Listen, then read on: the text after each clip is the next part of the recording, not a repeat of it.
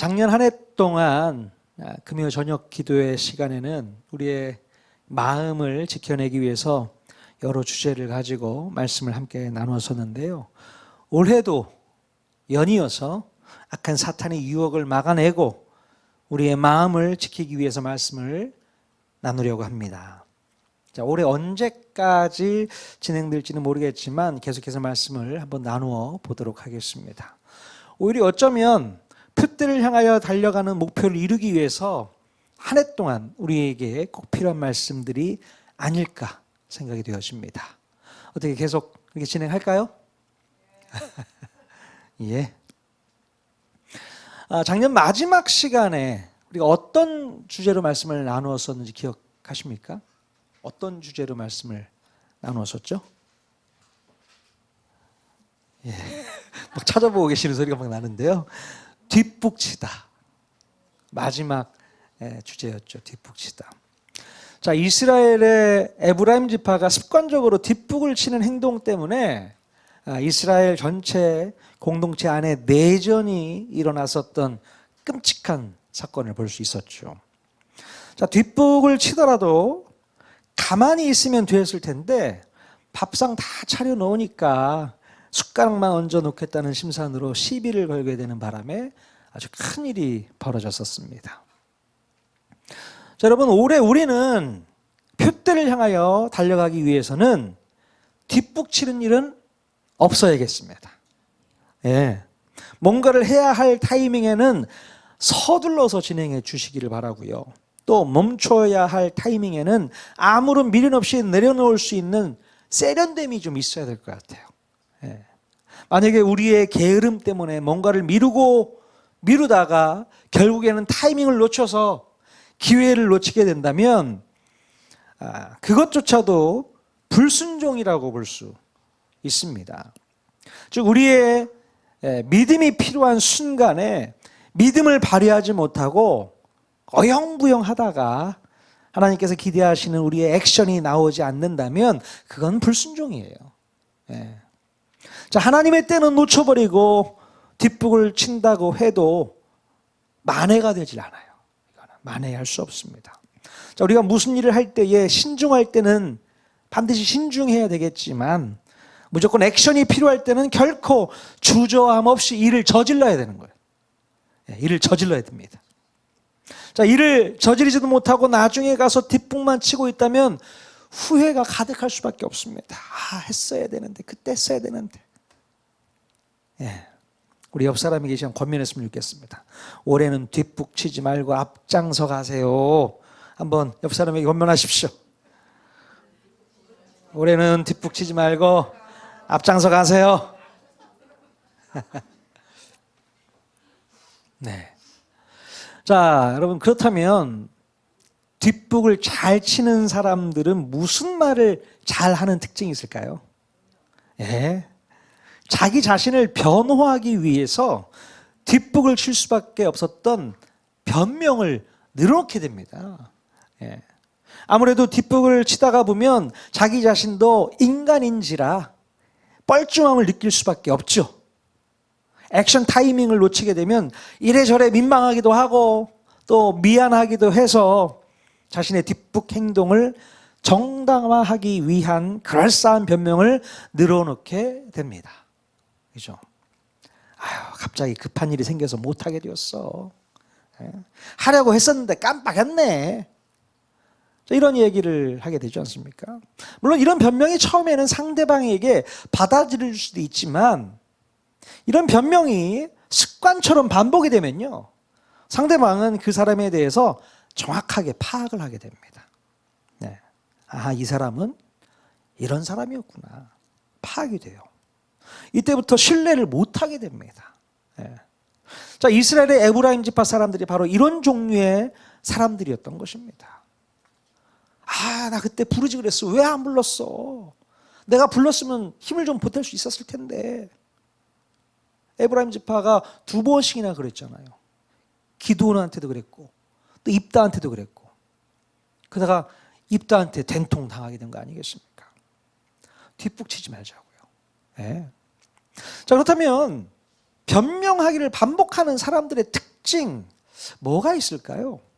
어떤 특징을 가지고 있나? 가장 큰 특징 중에 하나가 뭐냐면 책임을 회피하는 성향이 강하다는 겁니다. 책임을 회피하려고 해요. 자, 돌아오는 주일 설교 제목을 미리 말씀드리면, 돌아온 주일 설교 제목이 책임지다입니다. 책임지다. 자, 예수 그리스도를 닮아가는 성숙한 그리스도인이 되려면 자신에게 맡겨진 일과 사명에 대해서 책임과 의무를 다할 수 있어야 되는 거예요. 예. 그런데 변명하기를 습관적으로 하는 사람들은 늘 책임을 회피하려고 합니다. 예. 자신의 선택이나 그에 따른 결과에 대해서 자신이 책임지기보다는 여러 가지 상황이나 좋지 못한 환경이나 다른 사람들의 탓으로 돌리려고 하는 경향이 있어요. 이게 문제입니다. 내가 잘못한 게 아니라 어쩔 수 없었다 이렇게 얘기하죠. 내가 잘못한 게 아니야. 어쩔 수 없었어. 이런 말이 습관처럼 나온다는 거죠. 결코 자기 자신에게는 나쁜 점수를 주지 말아달라는 그런 시그널입니다. 내가 잘못한 거 아니니까 나한테 나쁜 점수 주지 마. 그 얘기거든요. 성경에서 가장 최초로 자기 변명을 늘어놓은 인물이 있다면 누굴까요? 아담. 아담은 매주 나오는 것 같아요. 자, 아담은 이 범죄한 이후에 하나님 앞에서 자신의 책임을 인정하기보다는 뭐라고 변명을 했습니까? 예, 하나님이 주셔서 나와 함께하게 하신 여자 때문이라고 뻔뻔스럽게 자신의 책임을 하와와 하나님께 돌리는 것을 볼 수 있습니다. 또 하와 역시도 뱀이 자신을 꿰었다고 둘러대면서 자신의 선택을 변명했던 것을 볼 수 있게 됩니다. 이렇게 변명하는 것은요, 어떤 큰 부작용을 만들게 될까요? 어떤 부작용이 있을까? 변명은 죄의 결과를 직면하지 못하게 만들고 회개의 문을 닫아버리는 태도로 이어지게 된다는 거예요. 네? 만약에 아담이 자신의 범죄함을 변명하지 않고 오롯이 직면했더라면 어떻게 됐을까요? 하나님 앞에서 처절하게 회개함으로써 모든 문제를 거기서 끝낼 수 있었을 겁니다. 예? 저는 그렇게 생각을 해요. 만약 맞아, 이거 내가 잘못했어. 내가 잘못했지. 그 잘못을 인정하고 하나님 앞에 회개함으로 나아갔다면 거기서 끝났을 거예요. 오케이, 내가 봐줄게. 하나님께서 용서해 주시죠. 그런데 변명하기 시작하는 거예요. 그러다 보니 더 문제가 커지게 된 거고 결국에는 에덴 동산에서 쫓겨나는 일이 발생하게 되었던 것입니다. 자, 두 번째로 늘 자기 자신의 이익을 먼저 추구하는 사람이 변명을 하게 됩니다. 내 자신의 이익을 추구하는 사람이 변명을 주로 하게 됩니다. 자, 아말렉 족속을 진멸하라는 하나님의 명령을 어기고 좋은 것들을 다 남겨놓은 이 사울 왕은 사무엘 선지자에게 뭐라고 변명을 했어요? 뭐라고 변명했습니까? 여호와께 제사하려고 가장 좋은 것을 남겼다고 변명을 늘어놓게 됩니다. 자, 그러나 원래 사울 왕의 속마음은 자기 백성들에게 인기를 얻고 환심을 사고자 눈에 드러나 보일 만큼 좋은 것들을 전리품으로 챙겨놨던 거예요. 예. 속마음이 그래요. 말은 하나님께 제사 지내려고 남겨놨다라고 표현하지만 아니요. 그게 그 마음 가운데 있는 속셈이 그게 아닙니다. 백성들한테 인정받고 싶은 거죠. 내가 이렇게 좋은 것들을 다 얻어냈어. 따냈어. 이런 것들이 전리품이야. 자, 이런 목적이 있었던 것입니다. 자, 그런데 사무엘 선지자가 그 모습을 보고서 타박을 하니까 어떤 변명을 했습니까? 자신의 불순종의 이유를 거룩한 신앙적인 이유로 포장해서 변명을 하는 것을 볼 수 있습니다. 겉으로 볼 때는 그럴싸하고 합리적인 아이디어인 것처럼 보일 수 있어요. 하나님께 제일 좋은 짐승을 잡아서 제사를 드리려고 한다는 말은 훌륭해 보입니다. 정말 겉으로 볼 때는 훌륭해 보이죠. 자, 그러나 그 속내는 자신의 이익과 탐욕을 챙기기 위한 더러운 속임수였다는 것입니다. 이런 사람들은 매사에 자신의 득실을 계산하면서 문제를 대하게 됩니다. 최대한 손해를 보지 않는 범위 내에서 가능하면 이익을 보기 위해서 스스로 변명하는 것을 너무나도 자연스럽게 보여주는 것이죠. 자기에게 이익이 되는 일이라면 어떤 변명을 만들어서라도 효과를 봅니다. 심지어 그 변명의 이유를 거룩한 신앙적 이유로 포장하는 실력도 무척 뛰어납니다. 어떻게 이렇게 포장할 수 있어요? 한 번에 두 가지 토끼를 다 얻는 방법입니다. 사울이요, 경제적인 어떤 이득도 얻게 되고 사람들로부터 명예의 이익도 얻게 된 거 아니겠습니까? 두 가지 토끼 다 잡고 싶은 마음이 있는 것이죠. 자, 세 번째로 변화에 대한 두려움을 가진 사람들이 변명으로 변화를 거부합니다. 변화에 대한 두려움을 가지신 분들, 이런 분들이 변명하면서 변화하기를 거부하게 되죠. 자, 출애굽한 이스라엘 백성들이 가나안 땅 입성을 코앞에 두고서 어려움이 닥쳤을 때에 애굽을 그리워하면서 차라리 애굽에서 죽었다라면 좋았을 것이라고 변명하죠. 그때 죽었어야 되는데. 자, 이스라엘 백성들은 하나님의 인도하심보다는 바로 익숙한 과거를 끝까지 붙잡으면서 변명과 원망으로 새로운 길을 거부하게 되는 것입니다. 자, 우리 교회가 표대를 향하여 달려가라는 목표를 가지고 새해를 시작했는데요, 새롭게 성숙하고 변할 것을 도전했는데 이 변화에 대한 두려움이 있는 사람들은 변화되기를 여전히 거부하고 그것을 거부하는 합당한 이유를 변명으로 내걸게 됩니다. 주로 어떤 변명을 하게 될까요? 변화를 거부하는 사람들은 어떤 변명을 할까요? 지금도 나쁘지 않아. 좋은 변명 아니겠습니까? 지금도 나쁘지 않은데 뭘 변화를 해? 아직 때가 아니야. 때가 아니라는 거죠. 변화할 때가 아니라는 겁니다. 또 상황이 허락하지 않아. 상황이 허락하지 않아. 아직은 그때가 아니야. 그 얘기죠. 그리고 또 원래 나는 이런 사람이야. 변화하기를 완전히 거부하는 겁니다. 나는 원래 이런 사람이니까 내비둬. 그렇게 그럴싸하게 아주 변명을 합니다. 자, 이들은 뭔가가 변화되는 것이 싫은 거고요, 새로운 적응에 애쓰는 것이 두려운 거예요. 뭔가 새롭게 적응을 하려면 애를 써야 되잖아요. 그게 두려운 거야. 그러니까 그냥 편하게 좀 놔둬. 익숙한 것에 길들여져서 바뀌는 게 싫은 거죠. 그래서 제가 우리 이종원 집사님께 권면 드립니다. 앞으로 오셔서 예배하시면 더 도전이 되실 거라고 생각되어집니다. 다들 아멘 하셨어. 다음 주에 주화가 없어도. 자, 이렇게 변명을 즐겨하는 사람들의 특징들을 좀 살펴봤었는데요, 오늘 읽은 본문에서도 보면 80세 나이에 모세가 하나님의 소명을 거절하기 위해서 끊임없이 변명하는 모습을 볼 수 있게 됩니다. 자, 그 대단한 모세도 하나님의 부르심 앞에서 나약한 모습을 보이면서 변명했습니다. 자, 모세는 어떤 변명으로 하나님의 소명을 거부하려고 했었던 것일까요? 자, 모세는 한 세 가지 정도의 이유를 가지고 변명을 하는 것을 볼 수 있습니다. 자, 첫 번째는요, 자기를 비하하면서 변명합니다. 자, 출애굽기 3장 11절 말씀 같이 한번 읽어보겠습니다. 시작. 모세가 하나님께 아뢰되 내가 누구이기에 바로에게 가며 이스라엘 자손을 애굽에서 인도하여 내리이까. 자, 모세는 스스로 겸손한 듯이 말하는 것 같지만 그 이면에는요, 하나님의 부르심을 피하고 싶은 마음이 숨어 있었던 거예요. 여기서 보면 겸손과 변명이 종이 한 장 차이밖에 안 되는 것 같습니다. 정말로 겸손한 마음이었다면 주님이 하시면 됩니다 라고 말하면 되는 거예요. 그게 더 겸손한 겁니다. 자, 그러나 변명은 그래도 저는 안 됩니다, 이게 변명인 것이죠. 이렇게 자기 비하는요, 실패에 대한 두려움 때문에 미리 물러나는 전략입니다. 미리 뒤로 빠지는 전략이죠.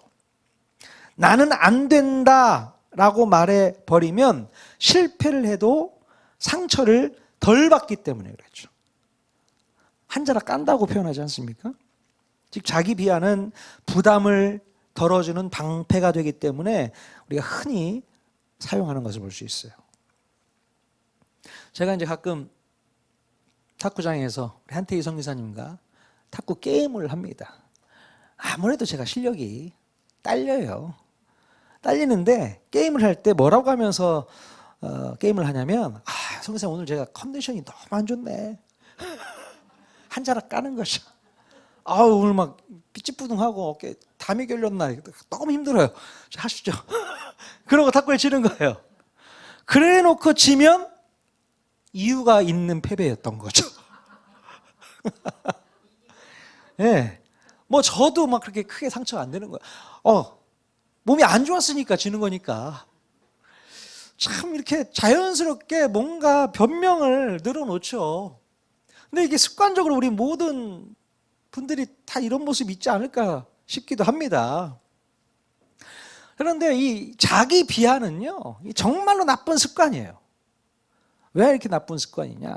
자기 자신만 낮추는 것이 아니라 결과적으로는요, 하나님도 작게 만들어버리는 말이 되기 때문에 그렇습니다.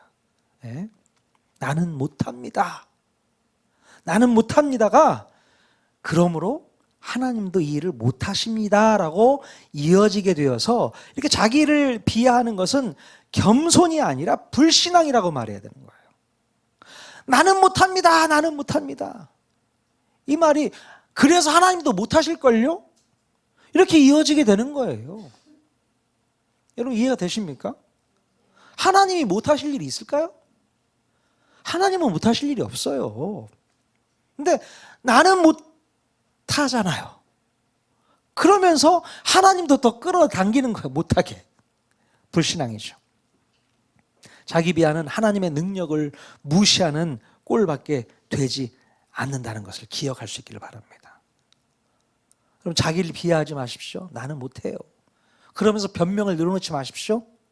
아시겠습니까? 못하는 거 알아요. 못하는 거 안다고. 하지만 나에게 어떤 사명이 맡겨졌을 때 못하지만 그래도 해보겠습니다. 이렇게 도전하는 거 아니겠어요? 예, 뭐 잘하라고 시키는 게 아니라 해보라는 거죠. 여러분 모두가 다 그렇게 하셨으면 좋겠어요. 자기 비하하지 마세요.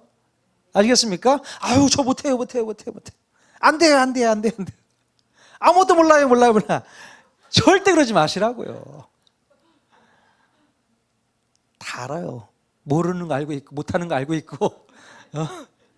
하지만 하나님을 의지해서 도전하는 게 더 중요한 거 아니겠습니까? 예. 자, 모세의 두 번째 변명 이유는요, 뭘까? 바로 환경을 탓하는 것으로 가닥을 잡습니다. 환경을 탓해요. 자, 출애굽기 4장 1절 같이 한번 읽어보겠습니다. 시작. 모세가 대답하여 이르되 그러나 그들이 나를 믿지 아니하며 내 말을 듣지 아니하고 이르기를 여호와께서 내게 나타나지 아니하셨다 하리이다. 자, 이번에 모세는 자기 자신이 아니라 사람들의 반응을 핑계로 삼게 됩니다. 하나님의 약속보다 사람들의 시선을 더 크게 부각해서 변명하게 되는 것이에요. 그들이 제 말을 듣지 않으면 어떡합니까? 네. 저렇게 환경을 탓하는 것은 스스로의 무력함을 인정하는 꼴이기도 하지만 더 심각한 것은요, 상황과 이 환경을 주인으로 내세우는 태도에서 기인한다는 것을 알아야 돼요. 누가 주인이라고요? 상황과 환경이 주인이라는 거예요. 그러니까 상황과 환경이 갑이고 아무것도 할 수 없는 나는 을이라는 겁니다. 이런 개념을 갖고 있는 거예요. 여러분 정말로 상황과 환경이 갑입니까? 진짜 갑은 누구예요? 하나님이시죠. 믿으십니까? 진짜 갑, 진짜 주인은 우리 하나님이십니다. 성경은요, 언제나 모든 주권이 상황과 환경에 있는 것이 아니라 하나님께 달려있다라고 선언합니다. 하나님이 주인이니까. 그래서 요셉이 창세기 50장에 보면 이런 고백을 하는 것을 볼 수 있습니다. 하나님께서 그것을 선으로 바꾸셨다라고 말씀하고 있어요. 자기 자신의 힘들고 어려웠던 그 시절, 왜 나에게 이런 상황과 환경을 만드셨나 속상할 수도 있었지만, 아니, 그것을 선으로 바꾸신 분이죠. 상황을 바꾸신 분이라는 것을 요셉은 이해하고 있었던 것입니다. 여러분, 우리의 상황이 좋을 때도 있지만 좋지 않을 때도 많이 있죠. 요즘 형편 안 좋으시죠? 많이들 안 좋으시죠? 여러분, 걱정하지 마십시오. 상황과 환경을 주관하시는 분은 우리 하나님이신 줄로 믿습니다. 그 하나님 믿고 나아가는 거 아니겠어요?